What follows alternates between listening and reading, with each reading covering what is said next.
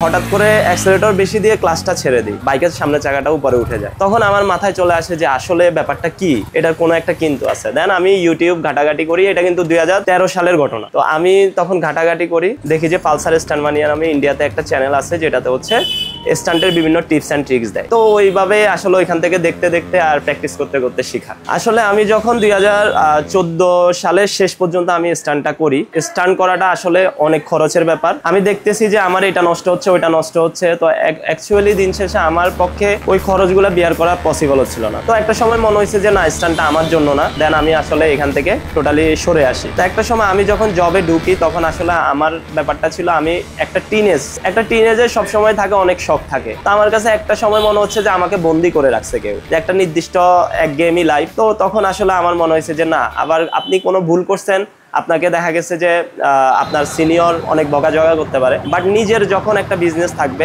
তখন হচ্ছে আপনি আপনার মতো করে বিজনেসটা রান করতে পারবেন। সেখানে আপনাকে কেউ কিছু বলার থাকবে না। সেখানে আপনি যখন আপনার আর্নিংটা বাড়াইতে যাবেন, আপনি বিজনেসের সময় বেশি দিবেন, আপনার আর্নিংটা কম হলে বিজনেসের সময় কম দিবেন না। তো তখন আসলে আমি ছোটখাটো একটা বিজনেস স্টার্ট করছি। শুরুটা হচ্ছে একটা জেন্ট শোরুম, মফস্বল এরিয়ায় মূলত আমার এই বিজনেসটা শুরু করি। তখন আসলে ছোটখাটো একটা দোকান বা আমার ভাই ব্রাদার যারা ছিল তারাই মূলত ক্রেতা ছিল।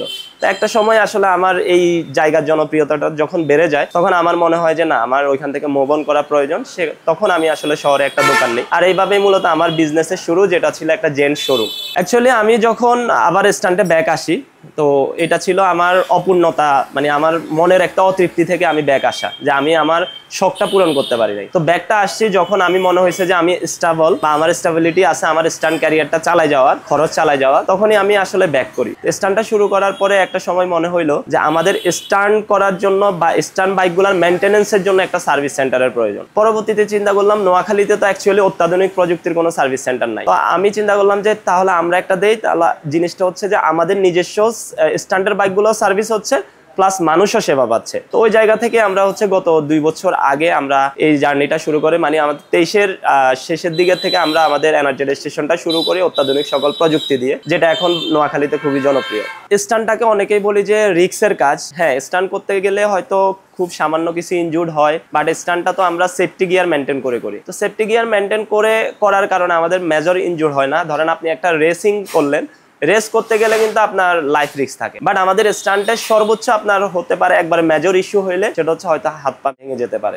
আমাদেরকে কখনো দেখবেন না যে হচ্ছে রাস্তাঘাটে স্ট্যান্ড করতে। আমরা একজন স্ট্যান্ড রাইডার পরিচয় দেওয়ার রিজনটাই হচ্ছে আমরা একটা নিজস্ব গ্রাউন্ড বা একটা নির্দিষ্ট গ্রাউন্ডে গিয়ে আমরা প্র্যাকটিস করবো এবং সেফটি গিয়ার ওভারঅল মেনটেন করে, যেন আমাদের বড় ধরনের ইনজুরি না হয়। আমার খুব সামান্য ছোটখাটো ইনজুরি হয়েছে, বাট আলহামদুলিল্লাহ এখন পর্যন্ত কোনো বড় ধরনের ইনজুরি হয়নি। তো স্ট্যান্ড থেকে আমাদের আর্নিং বলতে অ্যাকচুয়ালি আমরা কন্টেন্ট ক্রিয়েট করে হয়তো আর্নিং করি, সেই সাথে বিভিন্ন বাইকিং কোম্পানিগুলো আছে, তারা এখন বর্তমানে স্ট্যান্ড রাইডার যারা আছে বা স্ট্যান্ড টিম যারা আছে তাদের সাথে বিভিন্ন কোলাবোরেশন বা বিভিন্ন ধরনের স্পন্সরশিপে যাচ্ছে। একটা সময় কিন্তু এটা ছিল না, এখন আস্তে আস্তে আর্নিং সোর্সটা বাড়তেছে। আর যারা নতুন আসতেছে তারাও আসলে এখন চিন্তা করে যে না, এখানে হয়তো বা একটা ফিউচার আছে, ফিউচারের কথা চিন্তা করে তারা স্ট্যান্ডটা শুরু করছে। তা আমরা মূলত শখ থেকেই আসলে স্ট্যান্ডটা করি। কিন্তু বর্তমান জেনারেশনের যে সমস্যাটা সেটা হচ্ছে যে তারা 2 দিন স্ট্যান্ড করে হয়তো স্ট্রাগল জিনিসটা বুঝে না, তারা টাকার চিন্তা করে। আমি আমার ফ্যামিলিকে সাপোর্ট দিয়ে দেন হচ্ছে আমি আমার শখগুলা ফিল আপ করতে পারতেছি। এখন আমি বাংলাদেশের বিভিন্ন জায়গায় ঘুরতে যাচ্ছি, ইনশাল্লাহ সামনে আমি ইন্টারন্যাশনাল রাইডও দিব।